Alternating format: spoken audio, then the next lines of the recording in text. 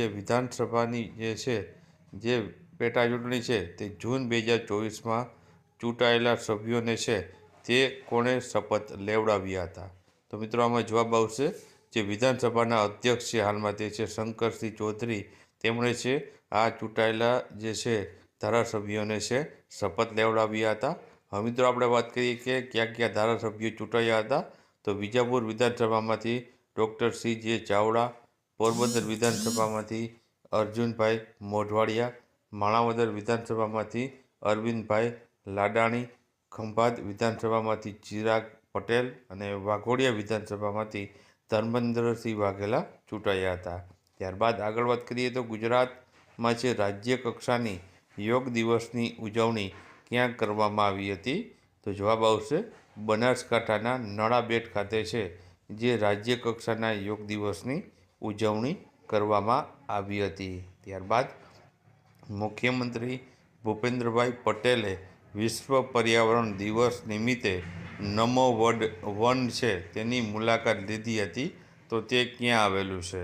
તો જવાબ આવશે ગાંધીનગર ખાતે મિત્રો આ નમો વન આવેલું છે, જેની આપણા મુખ્યમંત્રી દ્વારા છે વિશ્વ પર્યાવરણ દિવસ નિમિત્તે છે મુલાકાત લીધી હતી. ત્યારબાદ આગળનો પ્રશ્ન જોઈએ તો તાજેતરમાં જ ગીરના જંગલમાંથી બરડા ડુંગર વિસ્તારમાં કેટલા ચિત્તલને છે સ્થળાંતરિત કરાયા છે?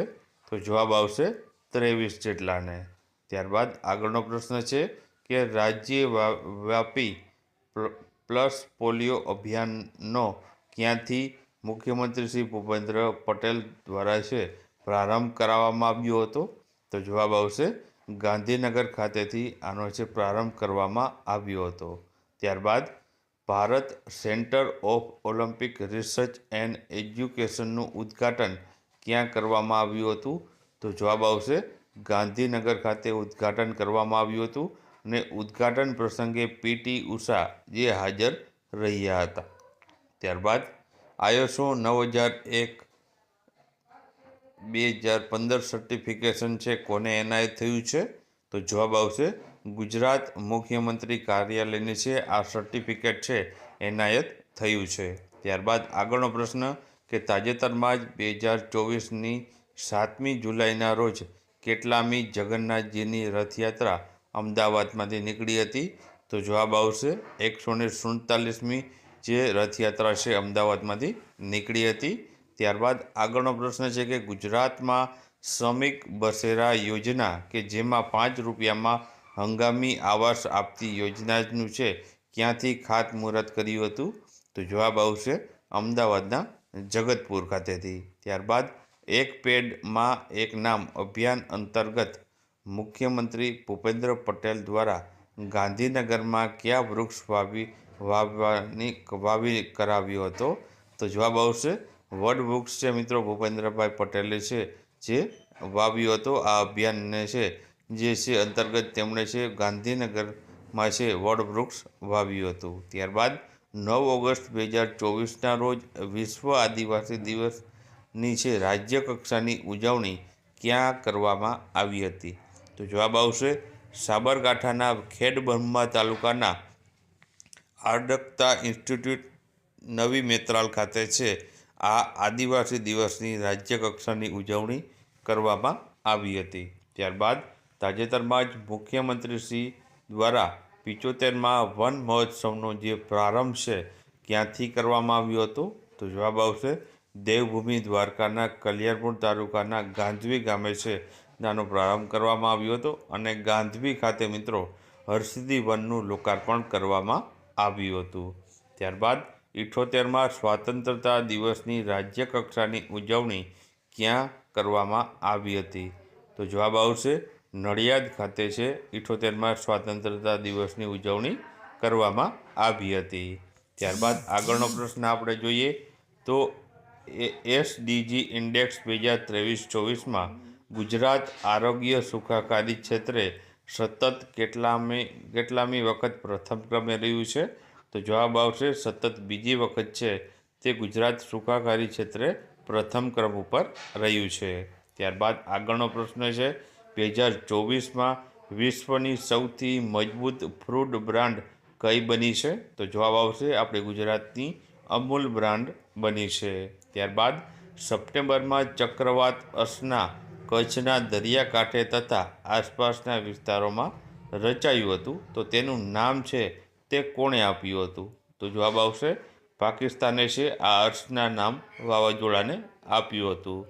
ત્યારબાદ આગળ વાત કરીએ તો જળ સંચય અને જળ જન ભાગીદારીની પહેલનો શુભારંભ ગુજરાતમાં ક્યાંથી કરાયો હતો? તો જવાબ આવશે સુરત ખાતેથી આનો પ્રારંભ કરવામાં આવ્યો હતો. ત્યારબાદ સ્વચ્છ વાયુ સર્વેક્ષણ 2024માં 10 લાખથી વધુ વસ્તી ધરાવતા શહેરોમાં ટોચ પર કોણ રહ્યું છે? તો જવાબ આવશે સુરત શહેર પ્રથમ ક્રમ ઉપર રહ્યું છે. ત્યારબાદ મિસ યુનિવર્સ ઇન્ડિયા 2024નો ખિતાબ કોણે જીત્યો છે? તો જવાબ આવશે ગુજરાતની રિયા સિંઘે છે આ ખિતાબ જીત્યો છે. ત્યારબાદ આગળ વાત કરીએ તો ગુજરાત રાજ્યના પ્રથમ અનાજ એટીએમનો પ્રારંભ ક્યાંથી થયો છે? તો જવાબ આવશે ભાવનગર ખાતેથી છે તેનો પ્રારંભ કરવામાં આવ્યો હતો. ત્યારબાદ માંડવીમાં રિનોવેટ કરાયેલા ક્રાંતિ તીર્થનું કોના હસ્તે લોકાર્પણ કરાયું છે? તો જવાબ આવશે મુખ્યમંત્રી ભૂપેન્દ્રભાઈ પટેલના હસ્તે આનું લોકાર્પણ કરવામાં આવ્યું હતું. ત્યારબાદ 12 ઓક્ટોબરના રોજ પલ્લીનો મેળો કયા જિલ્લામાં ભરાય છે? તો જવાબ આવશે ગાંધીનગર જિલ્લામાં છે આ વખતે 12 ઓક્ટોબરના રોજ પલ્લીનો મેળો ભરાયો હતો. ત્યારબાદ વર્ષ 2024નો નરસિંહ મહેતા એવોર્ડ કોને એનાયત કરવામાં આવ્યો હતો? તો જવાબ આવશે કમલ વોરાને છે એનાયત કરાયો હતો. અને શરદ પૂર્ણિમાના દિવસે મોરારી બાપુના હસ્તે છે આ એવોર્ડ છે કમલ વોરાને એનાયત કરવામાં આવ્યો હતો. ત્યારબાદ રાજ્ય સરકારે કઈ તારીખ પહેલાંના કર્મચારીઓને છે જૂની પેન્શન યોજનાનો લાભ આપવાની જાહેરાત કરી હતી? તો જવાબ આવશે 1/2/2005 પહેલાંના કર્મચારીઓ છે તેને જૂની પેન્શન યોજનાનો લાભ આપવાની જાહેરાત કરી હતી. ત્યારબાદ ગુજરાતમાં ઘુડખરની વસ્તીમાં 26% વધારો થયો હતો. તો હાલમાં વસ્તી કેટલી છે મિત્રો? તો જવાબ આવશે 7672 એટલે કે 7672 જેટલી જે ઘુડખરની વસ્તી જોવા મળે છે.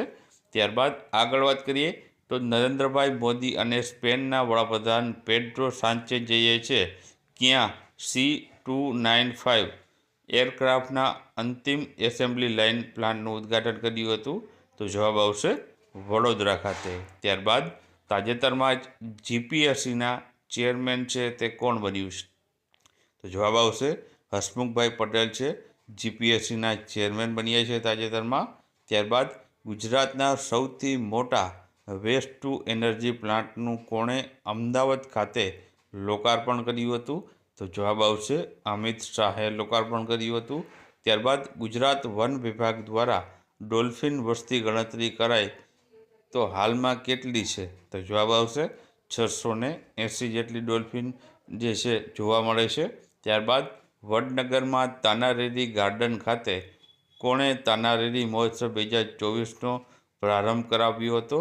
તો જવાબ આવશે કેબિનેટ મંત્રી શ્રી મોડુભાઈ બેરાએ.